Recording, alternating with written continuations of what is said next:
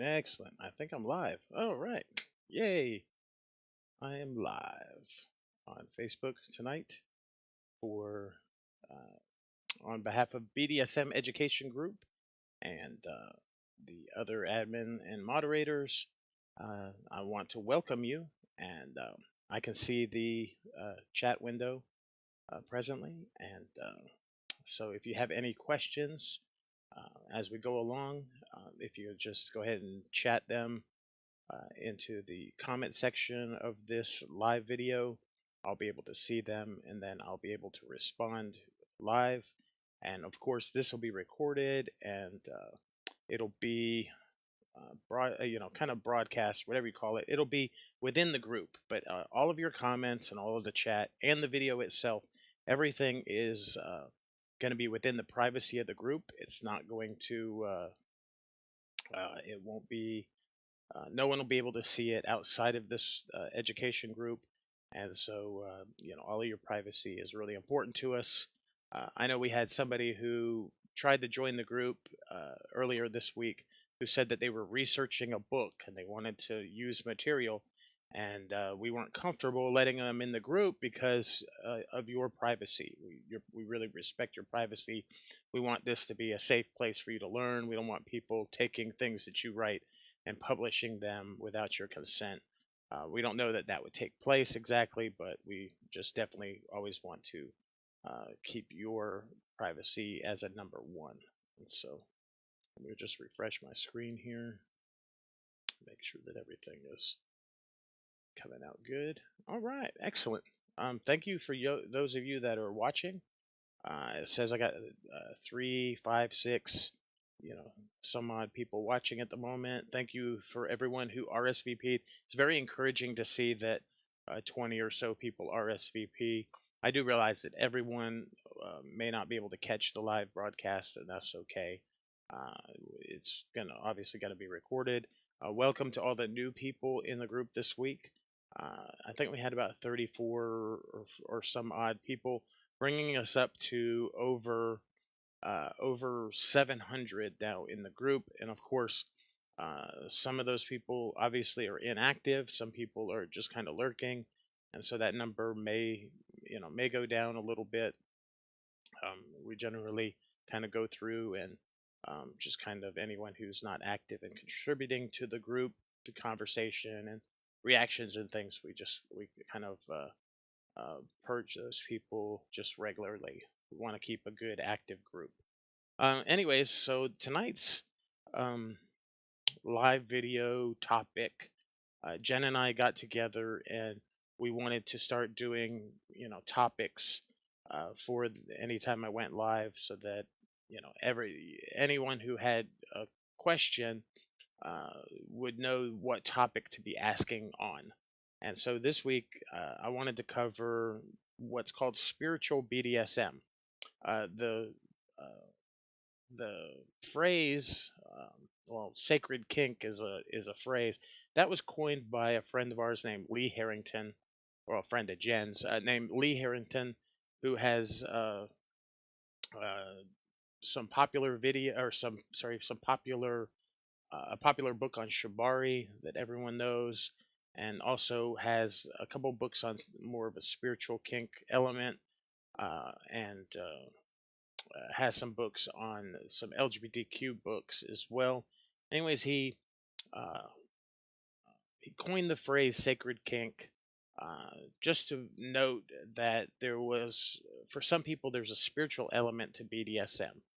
And so I don't have any texts here. I have a whole bookshelf of books and a lot. I could pull out Bibles and religious books and all of those kinds of things, but I wanted to have more of a conversational tone and less of like a lecturing kind of tone, because a lot of times I know for me I sat through years of people lecturing me, telling me what I needed to believe about something, and I wanted to have less of that tone and more of like a conversational tone. And so I will, briefly mention like some of the different religions and their views on BDSM or related types of things. and but I'm not trying to convert anyone, and I'm not asking anyone, obviously, to follow any certain thing, or I'm also not asking them to necessarily believe any of the different religions or religious things. This is really a matter of personal opinion, and really a matter of personal taste and personal application. If this is something that will work within your relationship dynamic, then we want you to be able to have the knowledge. Not that this isn't going to be exhaustive. Like, you can't take just the things I'm saying, but at least it'll give you an idea of a direction that you can go in, like a direction that you can seek. Uh, and we'll talk about some of the different things that may like interest you. And I just wanted to let you know, go ahead and grab your favorite drink. Uh, let's see, mine tonight is strawberry seltzer water. So, yum, yum. Sorry, unsweetened strawberry seltzer water. And so, it's kind of my favorite thing. That and Perrier, that sort of thing. And so, uh, what was I going to say first here?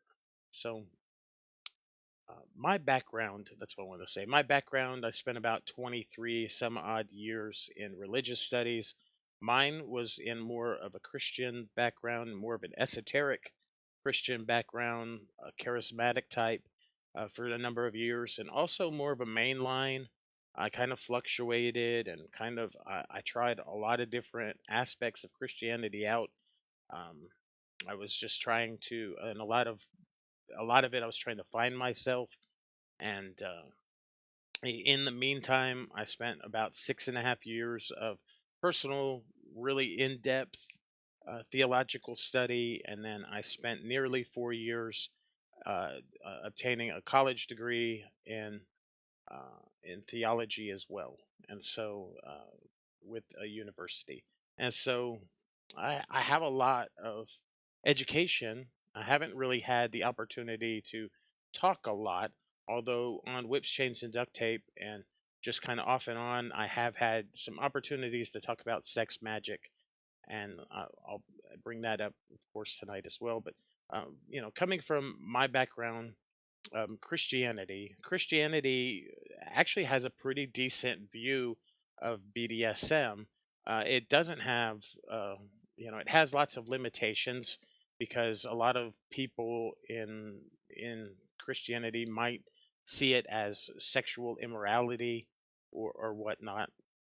A lot of times people were very influenced by uh, especially in America, they were very influenced by the Puritans. The Puritans was a group of people who um, uh, separated from the Church of England, kind of sailed across the ocean from Britain to America, and set up their own country, and they based everything on their interpretation of the Bible. And they were very harsh, and they really sowed a lot of seeds into America, where I'm from, into the United States and North America. Sowed a lot of seeds of sex is somehow shameful, and a very negative view of sex, and that sex is just for for married people and just for procreation. It's not for pleasure, and that was kind of their viewpoint. And so that's the context of that really that BDSM itself was born into in the 1940s. It was seen as by like religious people, it would have been seen as both the homosexuality was an abomination, is what they would see with the Leathermen, but then they would also see that their sexual acts were immoral, and so that would be their standpoint. But overall, BDSM is found in things like the Bible, and one of the biggest examples of that is that, according to Christianity, Jesus went to this cross, and before that, he was beaten for sins and iniquities, and then he went to a cross and was crucified, and it was, according to Christianity. Um, Jesus was supposedly God, and Christians would believe that Jesus is God, and so God sent Himself to be beaten and sent Himself to be uh, then hung on a cross because to save us from Himself. So I mean, it is what it is. Not asking anyone, of course, to believe that, but it is an example of sadism and masochism because God being would be in that instance would be a sadist that He required for salvation this Himself to be beaten and required Himself to be crucified and required Himself to go through He gave Himself all this pain, and then the other end of the spectrum, Jesus willingly underwent this scourging and this hanging on a cross. And so that's an example of masochism. And so um, the whole gospel itself in Christianity is an example of S&M, and it is God as the sadist um, against Himself, and Himself, Jesus, being the masochist, and He beats Himself, and He receives the beating from Himself. And so it's kind of a circular kind of thing, you know, God doing it to Himself, for our behalf. And then within Christianity, a lot of followers they preach and teach and follow an example of suffering in their own life and have a positive view of affliction and suffering uh, upon themselves. And so there's a certain level of sadism and masochism just kind of playing out in that in the life of Christians. And then of course, a lot of other religions, have borrowed pieces of the Bible to create themselves and different things like that. And so, um, just you know, that's one religious system. Uh, Another would be like Judaism. Judaism, when it was formed, the interesting thing about it was that it was whoever wrote, you know, I know who they say wrote it, but whoever wrote their um, five little scripture books was basically it was written by a group of people that were constantly being enslaved and constantly, of course, being liberated, enslaved, liberated throughout their early history. And so their viewpoint of God was that this God that they should, instead of being enslaved by people and the cultures around them, that they should be enslaved to this God. And so they wrote a lot about suffering, and and they uh, they had very strict rules and things like that. And so suffering and pain has within the Judeo-Christian context has always been an integral part. And so there's a lot of S&M just kind of built into that whole system, and that's a huge predominant system. Another predominant system in another part of the world is what is today called Hinduism. Hinduism is where that's where the influence of like Tantra would comes into play sexually. So I'm just going to transition out of one into this one. um uh the Hinduism is a is really, right now today it's seen as like one religion perhaps, but it's really made up of a lot of smaller religions, and that groups of people that worshipped different entities or deities. And along the time when a lot of those countries over around India and things were being occupied by the British Empire. The British Empire gave it the instead of learning what all of the different groups were, and there were a lot of them, they just came up with the word Hinduism as a group of all of those religions, and then they uh, of course, then it kind of stuck, and now there's somewhat of a nationalism kind of built into that, where the people themselves have taken what was once, you know, kind of a slang term for them for their religion, and now have kind of adopted it for themselves, which is fine. And but one of those little groups called Shivism, which is like Shiva, Shivism, uh, they had they and then there was one called Jainism. A few of those different groups, they practice something called Tantra, however you want to pronounce it. And it about 100 years ago, uh, well, I don't know, maybe yeah, around the 1920s. So right around 100 years ago, it became popular for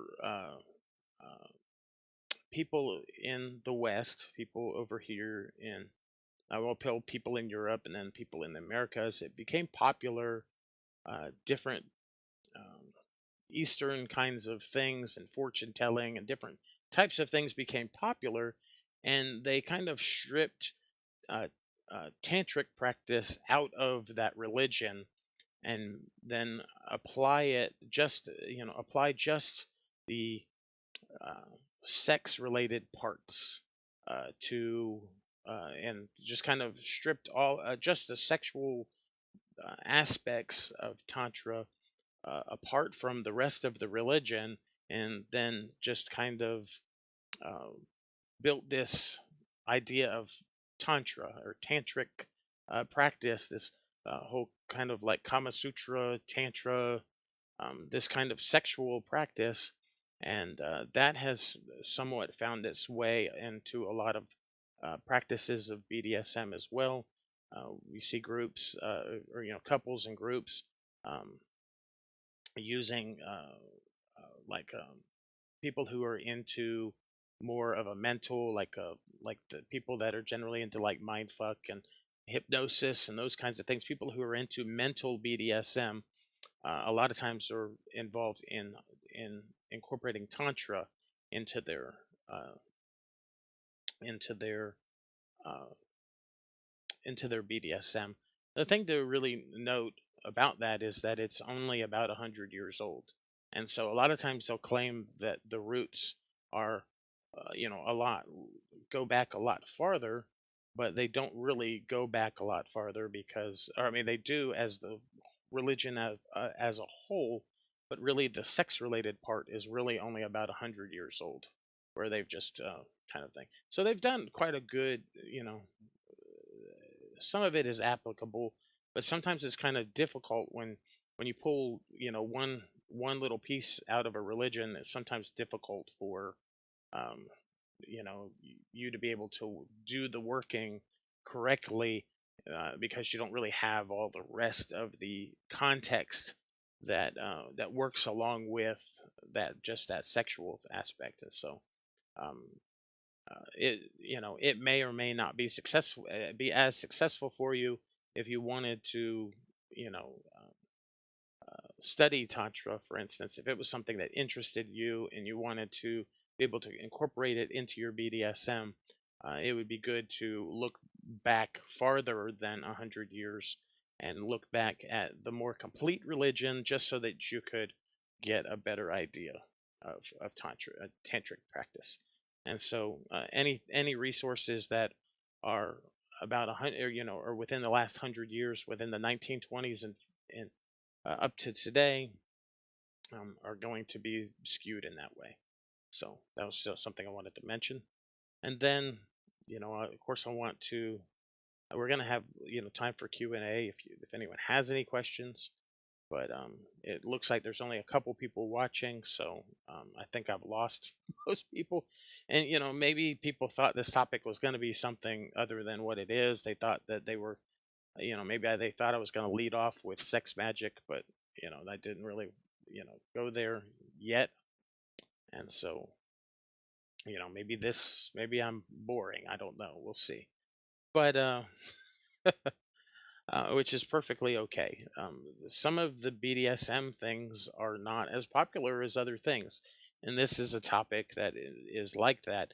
It's one where everyone sees spiritual BDSM, and they see BDSM, and they think that because there's mystery. involved in like things like sex magic, they think that it's so much more, because it's like shrouded in this veil of mystery. They think it's so much more, and then when they hear what it actually is, they are somewhat underwhelmed usually. And so, I mean, it's perfectly okay though. I mean, uh, it's best to dispel rumors and dispel some of that mystery rather than have somebody just like, um, you know, keep pursuing something that isn't going to necessarily fulfill what they think it's going to fulfill. And so with like the tantra stuff, it's promised all these like extended orgasms and all this sort of thing.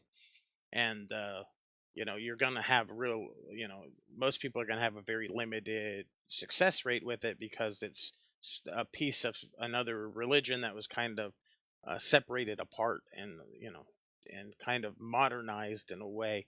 And so they're not going to get the full spiritual experience of of that practice, when they're using uh, a modern tool. So they're going to have limited success. And then, describing in the Christian context, describing Jesus and God as sadist and masochist is wildly controversial and wildly not popular. And so that doesn't win me very many people either. But, it is what it is. And so I'd rather you just have the tools to know, what is and isn't something. And so let me transition at that point, talking more about something that's more my wheelhouse now, and that would be paganism and the occult and somewhat witchcraft, I guess, or whatever you would call it. And that would be sex magic. And so, what is sex magic? Basically, sex magic is this: sex magic is um, being able to manipulate and focus the energy that is produced in a kink slash sexual scene, that really strong sexual energy. That energy that is given that is produced, that we feel, that produces things like subspace or top space. Those types of energies, we feel it in our body. We feel very, even some of those primal energies. We really feel that. We feel like we have, you know, we're like we start with a journey. We start and we build up to uh, a part of our scene where there is an intensity, and that intensity is really is somewhat of an energy, and intensity, energy, it's kind of the same thing. And sex magic is where you use that build up, and then you focus that energy onto an intention. And that's what's called a magical working. It's where you take your will and focus it on something that you are trying to accomplish. There's, again, like I said, a lot of the mystery of even the word sex magic seems like it is just, like candles burning, red robes, and we should, you know I don't know. It just seems like it should be something different than what it actually is. And somewhat because it's veiled in mystery a lot of times, because people don't use plain language, they they think that it is something more than what it actually is. And then, well, like I said, when I tell them what it is, it comes up somewhat underwhelming. The great thing is that it utilizing that energy and focusing it on it and intention is basically empowering a magical work. Empowering your will to focus your will on something is incredibly powerful. And it does in the occult sense, it does work. And so you'll definitely, I think I can give a list of resources after we're done, of some things to look at, maybe some tools or resources to kind of look at. But really, that is Let me know. Did I explain that well enough? Did that make sense? Comment and let me know. Did that make sense? How do I need to explain that better? What did I, how did I do? Let me know. If you heard my definition of sex magic, how did it what you expected if you've ever even heard that terminology? Is that what you expected it to be? Is that, did it turn out, did was the definition adequate? You know, just let me know. I'll wait for a moment here and see. I'm watching the chat. I don't see anyone. No one said anything. So repeat the definition real fast again. So the basically all that sex magic is that energy that is produced when you start your scene and you kind of warm up and you build up and you come to a point in the scene where there's an increased, a heightened intensity level, a heightened somewhat energy. You even as a top, you get kind of buzzed in it, and as a sub, you're close to being into subspace, or you've already gone into subspace, and you have produced this almost this climax, or in a sexual sense, in a sexual scene, you've reached the point of climax, and you have built up all of this energy as a couple, or or whoever's involved in the scene, one or more people. You've all built this energy up, and it's taking that energy at that point and focusing it on an intention, using your will and focusing it on something that you are trying to accomplish, and that's really all magical workings are really that way. They are drawing from some energy source somewhere and focusing uh, those, whether through ritual or ceremony or some other thing.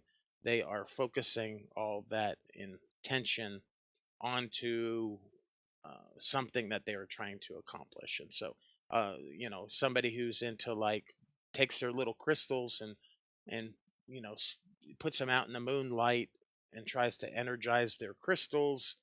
They are trying to draw from the energy of the moon in order to do that in a pagan or occult sense, pagan or occult sense. Sorry, and if they're trying to through grounding and centering, they're trying to draw energy up from the earth to use in a magical working.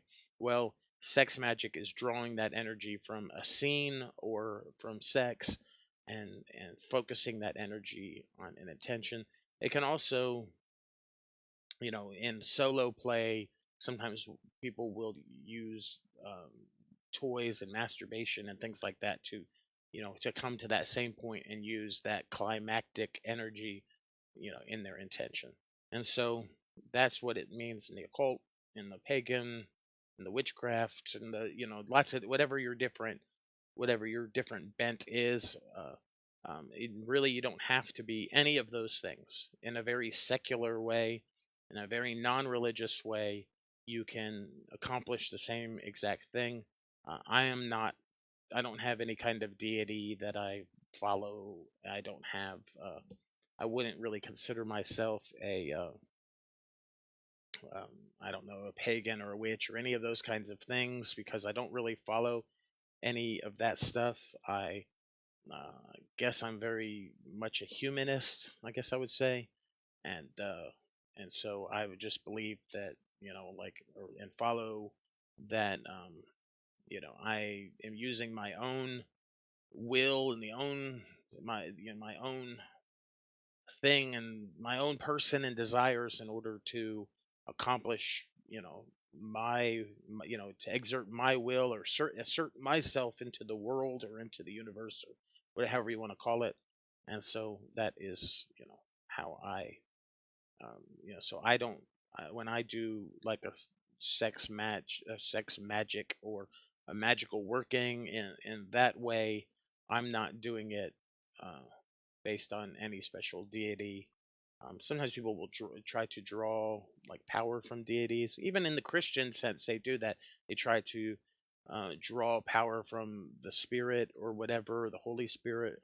And so, in other types of religions, um, like in the Hindu religions and the tantric religion, uh, they try to pull power from their deity or whatever, and they give worship to their deity, so their deity will pay attention to them, that sort of thing.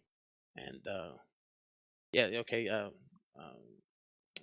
One of our commenters says, "I use that energy to heal my mind.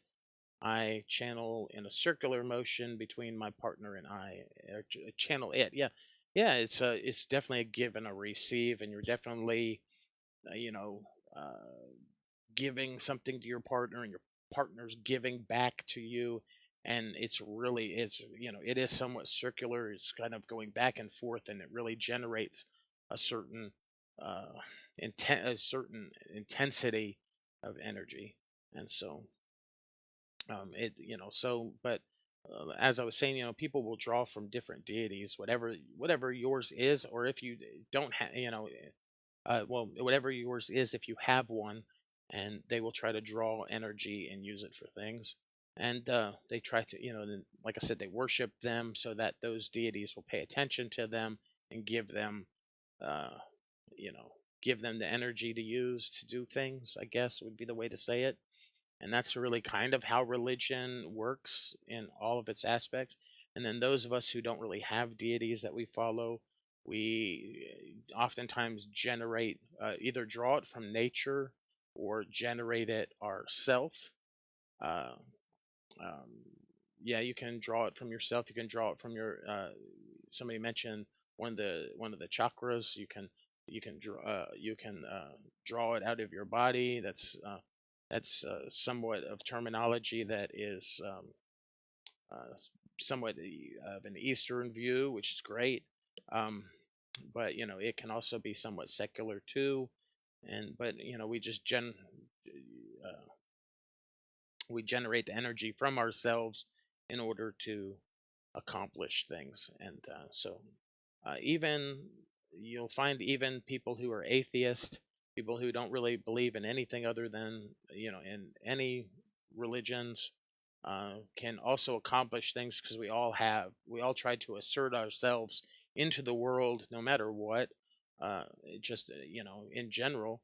And so even if we just use those, and this is where I'm going to shift again away from sex magic and into, well, sex magic in order to accomplish other things or external things. I'm going to, now shift towards using a sexual kind of, and I'll use the word magic still, but using a sexual magic or sexual whatever, as an atheist or very secularized person, using it to produce something transformative in your sub's life, or transformative, using like pain in a transformative sense to transform your sub's life.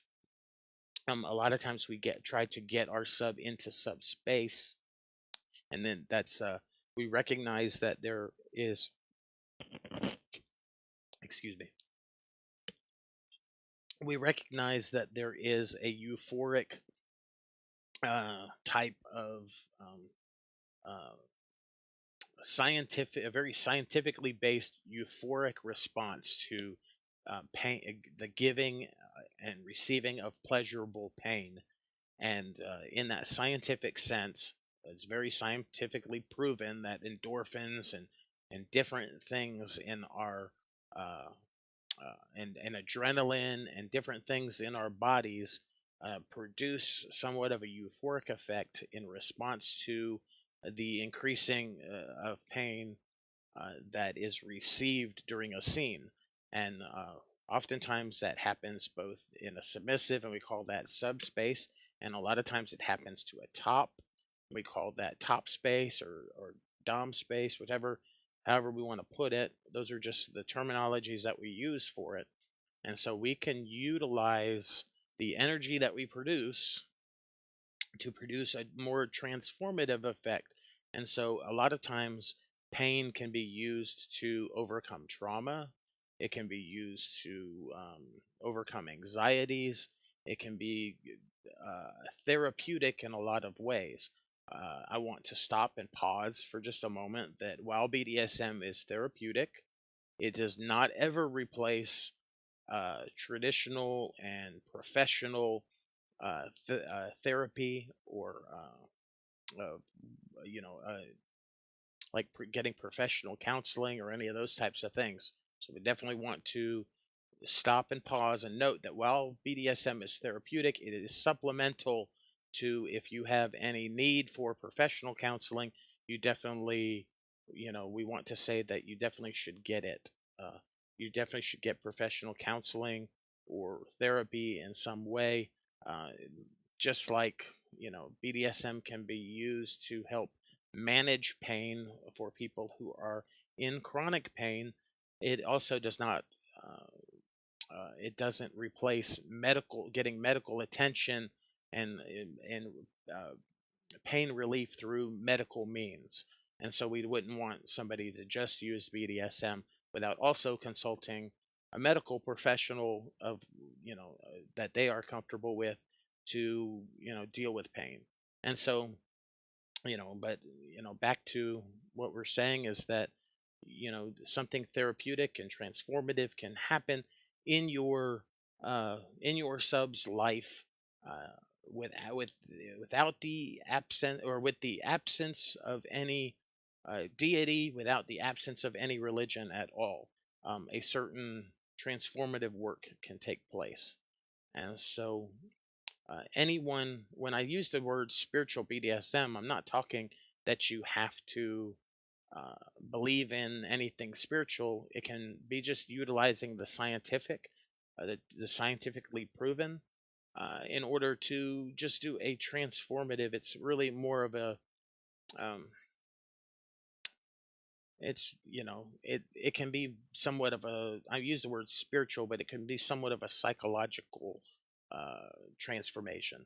And so if that's the way you want to put it, but it's not therapy in a traditional sense where you get it through talking and discussing, even though communication is a big part of uh, and how you communicate during a scene is a big part of adding to that therapeutic element.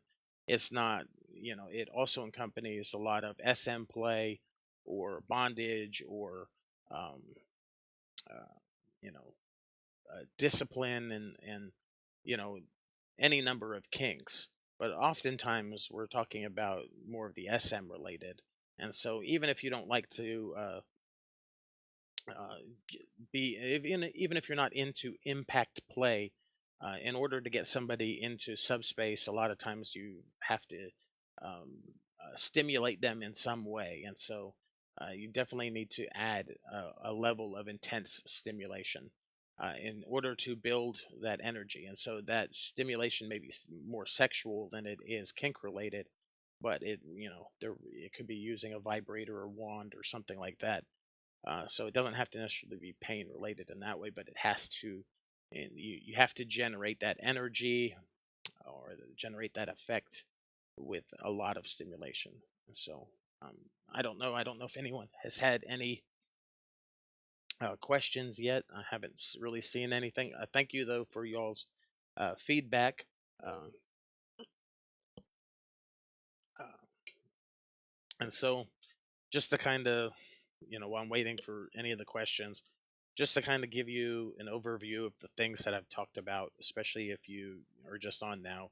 I discussed, mainly Christianity because that's where my background comes from, but I discussed the S&M uh, that is found within Judeo Christianity and which is like Judaism and Christianity kind of combined, and so I discussed a little of those. I discussed tantric practice and where that came from, and of course, I gave guidance again that if you're looking to be super successful with that, then you want to definitely look for resources that are over 100 years old, because in the 1920s they stripped the sexual elements of tantra out of the religion and just kind of separated it to itself, and people began to teach just the sexual elements but there is a greater context to uh, tantric practice that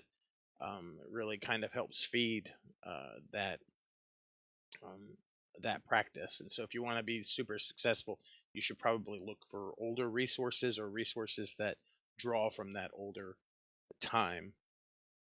And then, and then I, of course, talked about sex magic from a pagan or occult uh, uh, viewpoint, and I discussed how really a lot of times people think that it's like a bunch of candles and you're gonna do a seance or something. I mean, they have this really wild view of what sex magic is. Maybe drawing from Hollywood or something, they think that it's gonna be some like very mystical thing. And in all honesty, it's just using that energy that's produced, you know, when your scene is very intense, almost climactic. It's using and focusing that energy on and an intention, like as an intention on what on something that you want to accomplish, and that's what sex magic is. And just in the same way that people draw energy from deities or the earth or themselves, uh, they were drawing that energy from that intensity in a scene in order to accomplish some magical working or really some intention. We're applying it to some situation or something that we're hoping for a change in some way, and we're focusing that intention, expecting that that energy will help accomplish that magical working. And so um, that was what sex magic is. And then I mentioned that even if you have no religion at all, if you're atheist, it's which is great. A lot of people don't have any need for any type of religion, and that's fine too. That you can draw, and it's like you're drawing energy from yourself, from your adrenaline, your endorphins, all of the different things that come into play, and from your subs.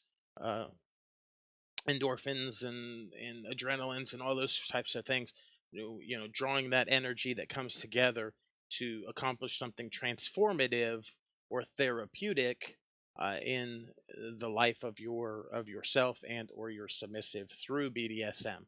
So a lot of times it's using pain in order to like I said, deal with chronic pain, using pleasurable pain to overcome and compensate for chronic pain, or using an S&M scene, maybe even like a consensual non-consent scene, as something therapeutic for overcoming past traumas. It's allowing somebody now to be in control of the scene, consensual, and be consensual to the scene, and to overcome and take power over uh, the trauma that happened to them in their past. And so, in a very non-religious way, that is a spiritual uh, aspect to BDSM. It's using BDSM to transform something in some aspect of your life, and it's using BDSM with a purpose to accomplish something, and that's really the spiritual element of it. And I kind of you know just kind of drew from a lot of different things to really kind of get us to this point. And I think that if you are looking, if you come from a traumatic background and you're looking for something, that BDSM is a great something to help utilize to accomplish the goals that you have for yourself. I often have always said that a DS, a DDLG, an MS, and I'm just using those three common terms, but really any gender applies. But that BDSM has been relationship dynamics should have goals that they're working on. They should be dealing with personal goals, relationship goals. They should also have, I said what, personal. Uh, they should have relationship. They should have kink goals as well. And so you should have goals that you're working on. A dom should be helping their submissive set goals, and then should be working with them on accomplishing those goals. um, uh, that if I like the saying that a dream that is put into steps becomes a goal, and then the steps taken towards that uh, dream or towards that goal are an action, and that action produces the result of accomplishing that goal and accomplishing that dream. And so you have to have an actionable plan to accomplish these different types of goals. And so um, your BDSM should have that. If you are in a relationship dynamic, there should be certain goals that you're working together on. And excuse me, my voice does get dry, and I didn't have. Somebody mentioned that I should put gum behind my teeth, but I didn't have any gum in the house, and so I'm gonna have to drink my drink in order to keep myself talking. And so let me see if I have anything. Uh, all right, well, I don't really have a lot more. This is I'll definitely. I know Jen is watching. Jen, do you have anything that you want to add as a comment in the chat? She generally has good stuff to add. Um, uh,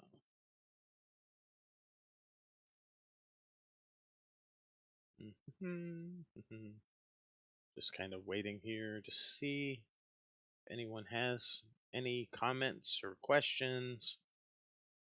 Anything that I may have missed that you think I should cover.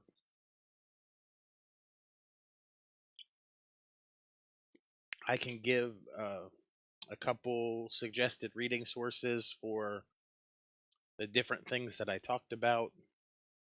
Um, there are there is a resource about pain within the Christian context. Uh, it's kind of an expensive resource, but if someone was really interested in it, it may be something that they can find somewhere. There are some resources on sex magic that are pretty practical, and there are some sources on Tantra that help you give you that better context. I can link to a couple of those as well. Um, I'm trying to think of any other kinds of sex magic and that sort of thing that there is.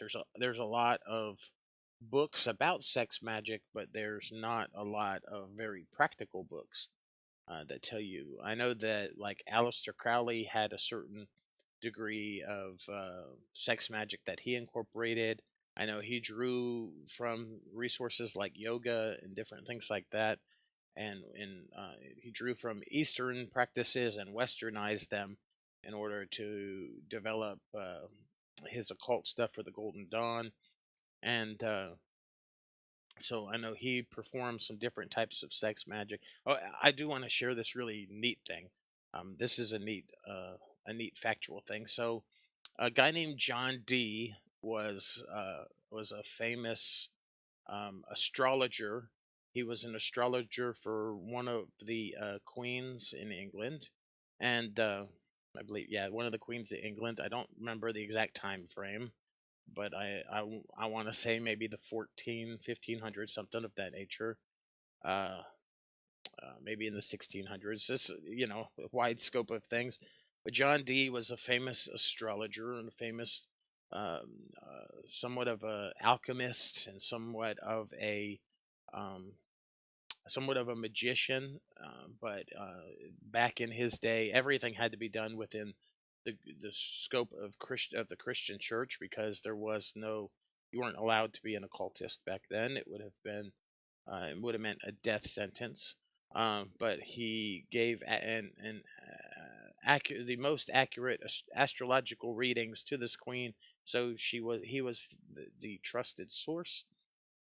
And so one of the biggest things that he did was um, he in his practice, he believed that he was speaking with angels, and those angels gave him a language called the Enochian language.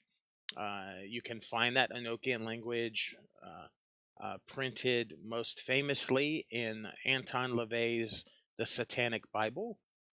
That's where you'll find it most frequently.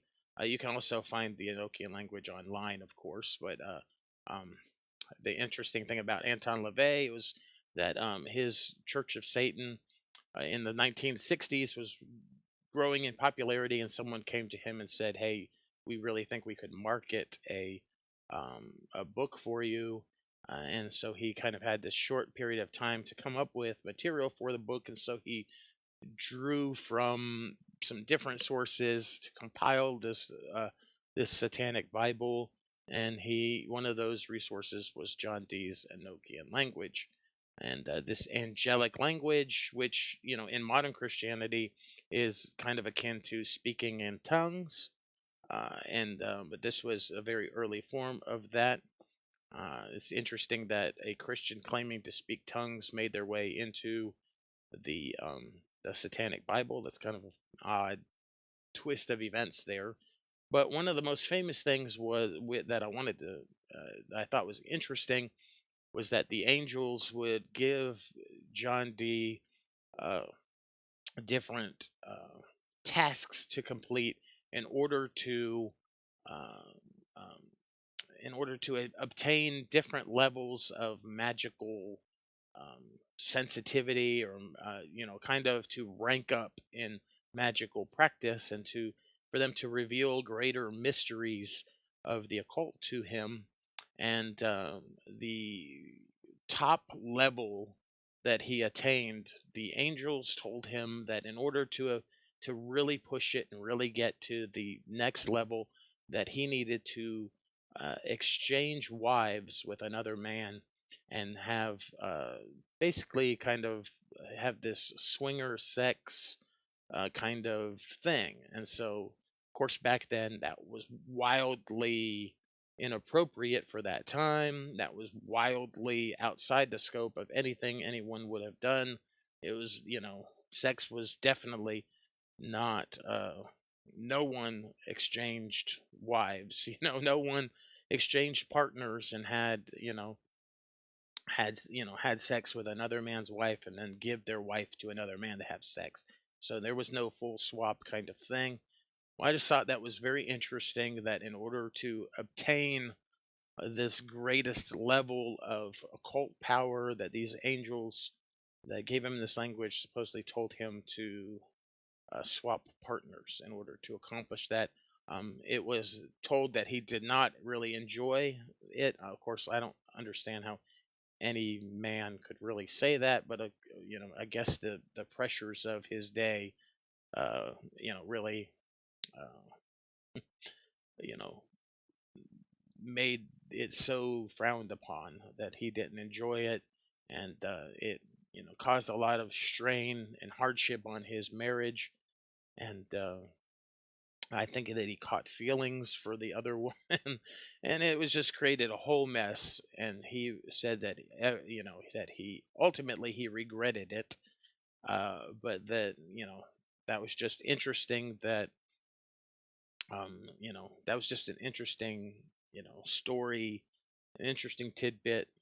Swinging is a little different than, of course, than BDSM, but it really kind of adds this unique old story that I don't really get to tell very much, but I definitely wanted to share it with this crowd. That first off, that a Christian speaking in angelic tongues made their way into the Satanic Bible, but also that in order to accomplish this great angelic spirit, whatever, that he had to do full swap, and so uh, that was just a real interesting story. Um, uh, I don't know, as with all old timey stories, um, I'm not sure that, that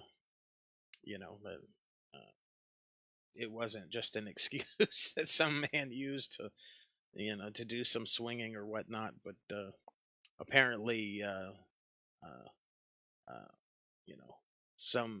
you know, that was something I came across when I was studying about polyamory and being polyamorous, and because I'm polyamorous, but that was I was studying about it and the occult, and I was trying to reconcile, my Christian past with polyamory and different things, and that was something that came up. That was just an interesting story, and if you're looking for extreme occult power, apparently BDSM or to some degree is a great source, according to angels. And so I, I just think it's like we need an excuse to enjoy BDSM. And so, but if we need an excuse, the angels definitely are telling us that this is something we need to do. And I'm just saying that in a lighthearted way. I'm not trying to mock whatever that man's religion was, but I'm just using that in a lighthearted way, just applying it to our own situation. That, if we needed an excuse, which we don't, to enjoy BDSM, which we don't, but if we did, there was definitely an example from history where somebody ranked up, spiritually speaking, by doing uh, you know something extreme like BDSM. And so, anyways, that's all that I had. I don't see any comments coming through, and so, like I said, on behalf of the BDSM education group, uh, and the other moderator, and Saul and Jen, our admin, and myself, I just I thank you for being a part of this BDSM education group, and your participation. A few things that you can look forward to in December are, I believe that Jen is writing some kink related material, and then I have the Krampus's toy sack, and that I will be running next month, and I'll also be running Ye Old Guard Christmas or Xmas Christmas, where we'll be talking about the traditional Old Guard BDSM, and there was a lot of I'm still in the middle of writing that series, and there is a lot of very just interesting things that they did that that we really don't do today. But there's a lot of very interesting things. It's interesting to see where the modern BDSM came from, and kind of how it transitioned and how it formed into who we are today. And then, of course, we still have about half a month left of New Kink November, and I see that a lot of you have been really enjoying those posts, and that has made me really happy. And so, uh, anyways, I hope y'all have a great evening. Again, this will be recorded, so you'll be able to watch it in the on the within the group. Uh, we may um, we may close down comments, but you're always welcome to.